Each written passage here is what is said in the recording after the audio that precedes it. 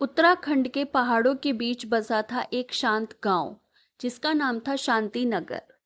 इस गांव में न बहुत भीड़ थी, न शोर शराबा। पहाड़ों की ठंडी हवाएं, हरियाली और मंदिरों की घंटियों की मधुर आवाज यहाँ के जीवन में शांति भर देती थी। इसी गांव में रहते थे रामप्रसाद, एक ईमानदार किसान। गांव में उन्हें सभी आदर से देखते थे, क्योंकि वो दूसरों की मदद करने में सबसे आगे रहते। उनके साथ रहती उनकी पत्नी गौरी और एकमात्र बेटा रवि। रवि पढ़ाई में होशियार था। रामप्रसाद ने अपनी छोटी सी जमीन बेचकर रवि को शहर की बड़ी यूनिवर्सिटी में दाखिला दिलाया था। रवि भी यही सपना देखता था कि वह पढ़ लिख कर अच्छा इंसान बने और अपने माँ बाप का नाम रोशन करे। रवि जब शहर पहुंचा तो उसकी आंखें वहां की रोशनी, ऊंची इमारतें और आधुनिक जीवन से चकाचौंध हो गईं। यूनिवर्सिटी में उसका एडमिशन तो हो गया, पर नए दोस्तों का प्रभाव उस पर पड़ने लगा। धीरे धीरे वह अपने पिता के संस्कारों को भूलता गया। एक दिन उसके दोस्त बोले, रवि तू बहुत सीधा है। शहर शहर में रहने के लिए स्मार्ट बनना पड़ता है। थोड़ा बहुत झूठ, थोड़ा बहुत दिखावा जरूरी होता है। रवि ने धीरे धीरे झूठ बोलना, पैसा मांगकर खर्च करना और यहाँ तक कि क्लास बंक करना शुरू कर दी। शुरुआत में रामप्रसाद और गौरी को कुछ समझ नहीं आया। रवि हर महीने पैसे मांगता और कहता, पढ़ाई की फीस बढ़ गई है, किताबें खरीदनी है। रामप्रसाद ने अपनी बची कुची जमीन भी गिरवी रख दी। पर अब रवि बदल चुका था। विश्वास टूटने की शुरुआत हो चुकी थी। एक दिन रामप्रसाद को एक पत्र मिला जो यूनिवर्सिटी से आया था।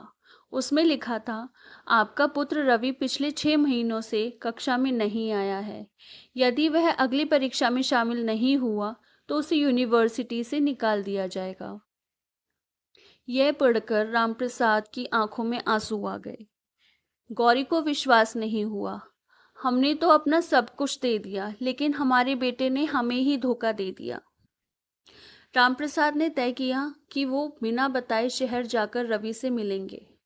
रामप्रसाद जब रवि के हॉस्टल पहुंचे तो वहां का दृश्य देखकर चौंक गए।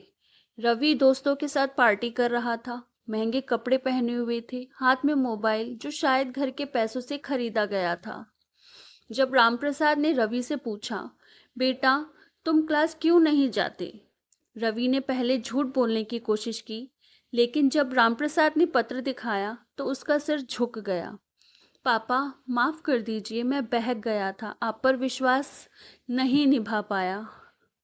रामप्रसाद चुप रहे। उन्होंने सिर्फ इतना कहा, बेटा जिस दिन तुमने हमारे विश्वास को तोड़ा उसी दिन हमारी आत्मा रो दी थी। रवि की आंखों में अब सच्चाई की आंच थी। उस दिन के बाद रवि पूरी तरह से बदल गया था। उसने अपने सारे बुरे दोस्त छोड़ दिए, पढ़ाई में मन लगाया और माँ बाप से माफी मांगी। रवि दिन रात मेहनत करने लगा। अगले साल यूनिवर्सिटी में उसका नाम टॉपर्स में आया। जब उसे गोल्ड मेडल मिला तो उसने स्टेज पर एक भाषण दिया। मैंने एक बार अपने माँ बाप का विश्वास तोड़ा था, लेकिन फिर वो लोग फिर भी मुझे छोड़कर नहीं गए। उनकी माफ़ी और विश्वास ने मुझे नया जीवन दिया। आज मैं जो हूँ उसी भरोसे की वजह से हूँ। रवि ने अपनी नौकरी लगते ही सबसे पहले अपने गांव लौटकर गिरवी रखी ज़मीन वापस ली। एक छोटा सा स्कूल खुलवाया जहां गांव के बच्चों को पढ़ाया जाता था। रामप्रसाद अब बूढ़े हो चले थे, पर उनकी आंखों में संतोष था। गौरी हर रोज भगवान को धन्यवाद देती थी कि उनका बेटा अब सही राह पर है। एक दिन रवि अपने पापा के पास बैठा और बोला, पापा आपने जब कहा था कि जिस दिन विश्वास टूटा उस दिन आत्मा रोई, तो वो शब्द आज भी मेरे दिल में गूंजते हैं। रामप्रसाद ने मुस्कुराकर कहा, बेटा विश्वास ही ऐसा दीपक है जो एक बार बुझ जाए तो जीवन में अंधेरा हो जाता है, पर अगर उसे फिर से जलाना सीख जाओ तो वही रोशनी जीवन को बदल सकती है। इस कहानी का अंत एक संदेश के साथ होता है। विश्वास बहुत कीमती चीज़ है। जब कोई हम पर विश्वास करता है तो वह हमें एक मौका देता है। जब हम उस विश्वास को निभाते हैं तो हम अपने और दूसरे के जीवन को सुंदर बना सकते हैं। पर जब हम उसे तोड़ते हैं तो सिर्फ रिश्ता नहीं, आत्मा भी टूटती है। सीख: किसी का भरोसा जीतना कठिन है, लेकिन उसे तोड़ना बहुत आसान।